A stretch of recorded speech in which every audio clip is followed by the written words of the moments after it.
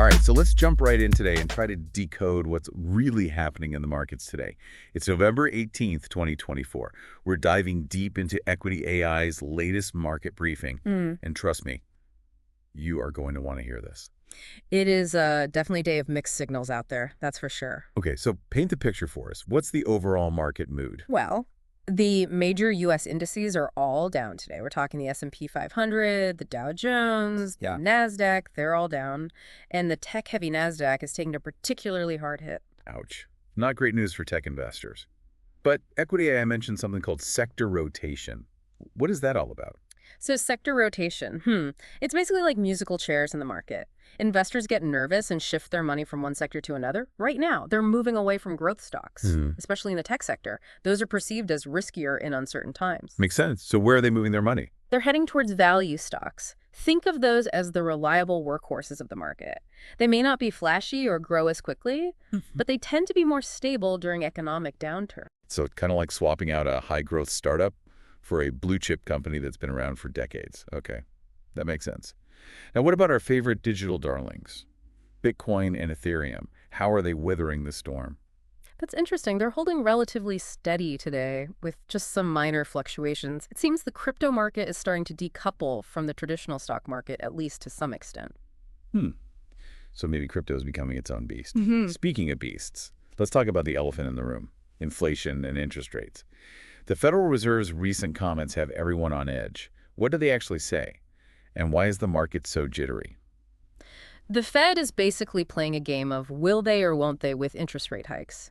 They hinted that they might pause hikes for now, which initially sounds good first. But they also emphasized that they're closely watching economic data, which means more hikes could be on the table depending on how things play out. So it's the uncertainty that's really unsettling everyone. Exactly. Nobody likes surprises. Yeah. Especially in the financial world. When investors don't know what to expect, they tend to get spooked. Now let's shift gears to a company that's actually making some positive waves. Liberty Energy. Their stock is soaring today. What's driving that surge? Well, you're not going to believe this, but the founder of Liberty Energy has just been nominated to be the U.S. Energy Secretary. Wow.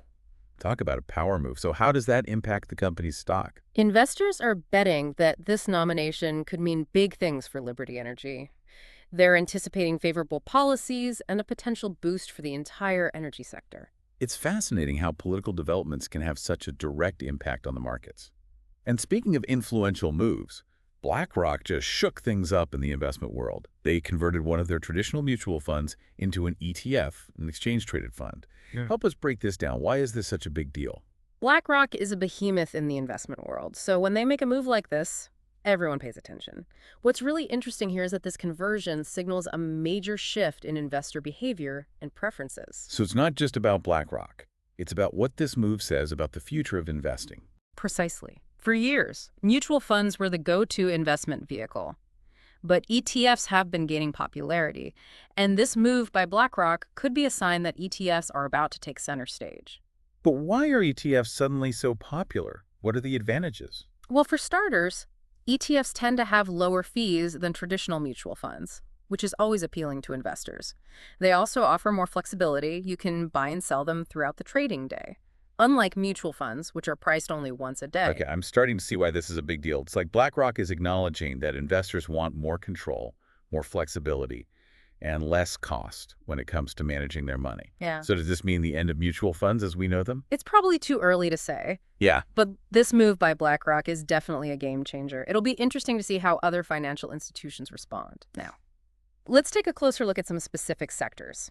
Tech has obviously taken a hit today, but are there any bright spots? Yeah. Is there anything in the tech world that's still looking promising? Absolutely. Even in a downturn, there are always opportunities.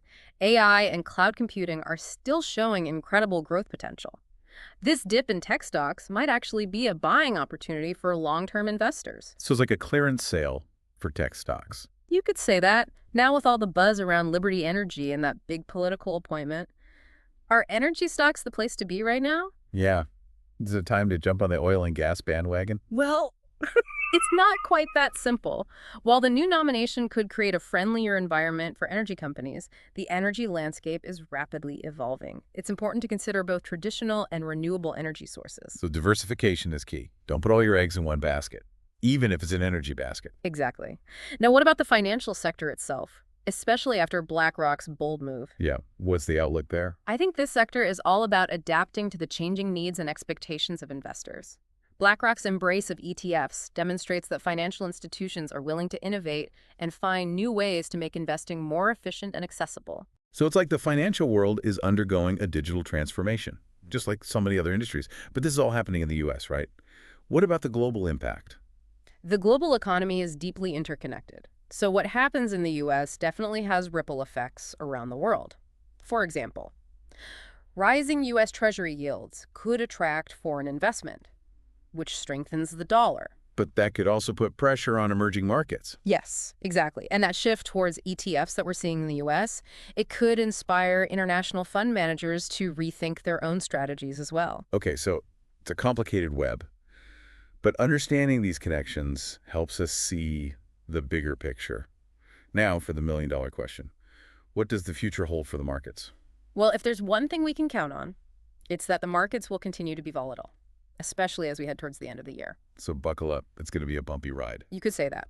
But remember, volatility also creates opportunities. Okay, so how do we navigate this volatility and make sense of it all? It's all about staying informed. Keep a close eye on key economic indicators, like employment numbers, inflation rates, and consumer spending. Those will give you clues about the overall health of the economy and what the Fed might do next with interest rates. So knowledge is power when it comes to investing. Absolutely. The more you understand, the better equipped you'll be to make informed decisions. And that's where equity AI comes in, right? They help us make sense of these complex market movements. Exactly. They provide the insights and data we need to see the forest for the trees. Okay, so we've covered a lot of ground here. Market trends, political developments, the rise of ETFs, and even global implications. It's like we've assembled a giant financial puzzle. And like any good puzzle, the key is understanding how all the pieces fit together. That's what helps you see the bigger picture. Well, I don't know about you, but I'm already feeling a lot smarter about what's happening in the markets today. But hold on, folks, because we're just getting started. We've got a lot more to unpack in this deep dive, so stay tuned. We'll be right back after a quick break. You know, while we're talking about market movers, there's another development that caught my eye. In the biotech sector. Oh, tell me more. It involves Halozyme. They're making a bold move acquiring Evotec in a deal worth a cool 2 billion euros. 2 billion euros. That's a serious chunk of change. What's the strategy behind this mega merger? Halozyme is aiming to become a dominant force in drug discovery, and this acquisition puts them on the fast track. They're even projecting a staggering $2 billion in revenue by 2025. Wow, those are some ambitious goals. What does this mean for the future of drug development? Should we be getting excited about potential read-throughs? Well, this merger brings together two powerhouses in the biotech world. Combining their expertise and resources could definitely accelerate the development of new treatments for a wide range of diseases. So it's not just about profits, there's a potential human impact here as well. Exactly. It's a reminder that the financial markets aren't just about numbers and charts. They can have a real-world impact on people's lives. You know, that's a really important point. It's easy to get caught up in the day-to-day market fluctuations. But ultimately, these decisions and investments have the power to shape the future of industries, technologies, and even healthcare. I completely agree. That's why it's so important to stay informed and understand these forces at play. Well said. We've covered a lot of ground today, from broad market trends and interest rate anxieties to specific company news like Liberty Energy's political shakeup and Halozyme's biotech power play. And we've even touched on the global implications of these events. It's like we've pieced together a giant, complex puzzle, wouldn't you say?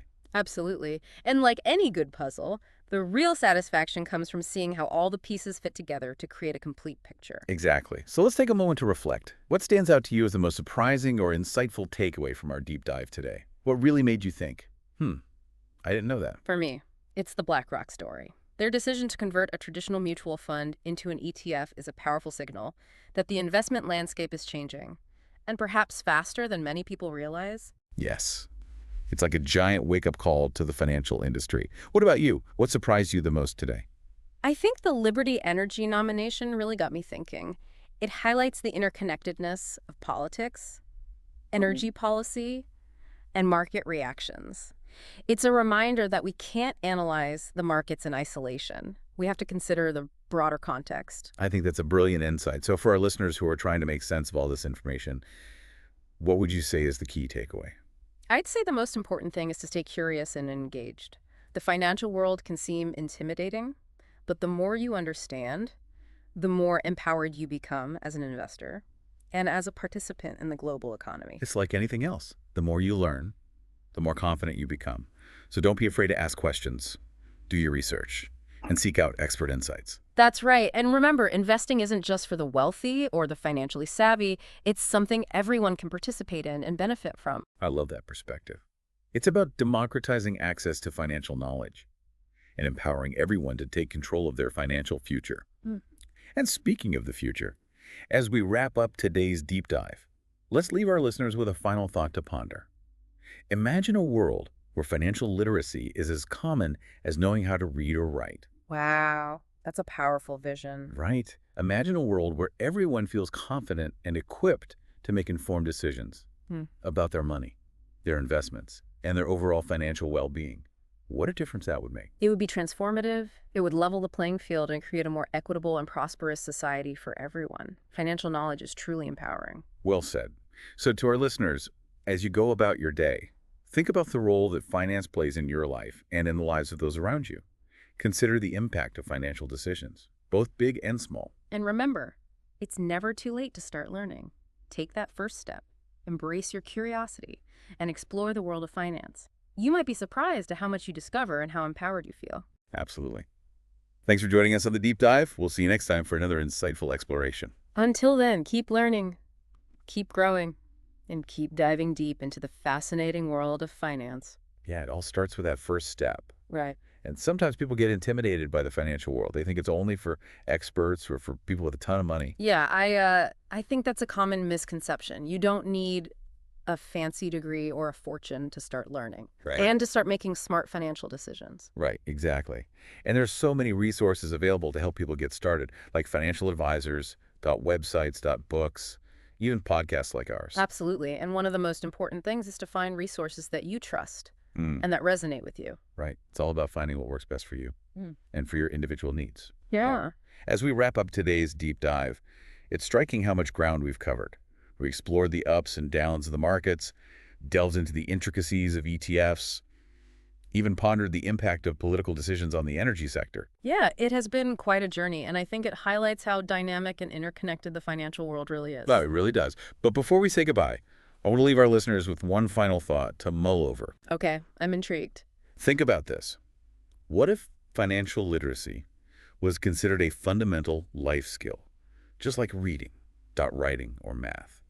What if it was taught in schools and emphasized in our communities? Wow, that's a fascinating idea. I mean, if everyone had a basic understanding of finance, wouldn't that empower them to make better decisions about their money, their careers, their lives? Exactly. It could help people avoid debt traps, plan for their future, and even participate in the global economy in a more informed and meaningful way. Absolutely. It would level the playing field and create a more equitable society for everyone. Financial knowledge is truly empowering. Well said. So to our listeners, as you go about your day, think about the role that finance plays in your life and in the lives of those around you. Consider the impact of financial decisions, both big and small. And remember, it's never too late to start learning. Take that first step, embrace your curiosity, and explore the world of finance. You might be surprised at how much you discover and how empowered you feel. I love that. Thank you for joining us on the Deep Dive. We'll see you next time for another insightful exploration. Until then, keep learning, keep growing, and keep diving deep into the fascinating world of finance.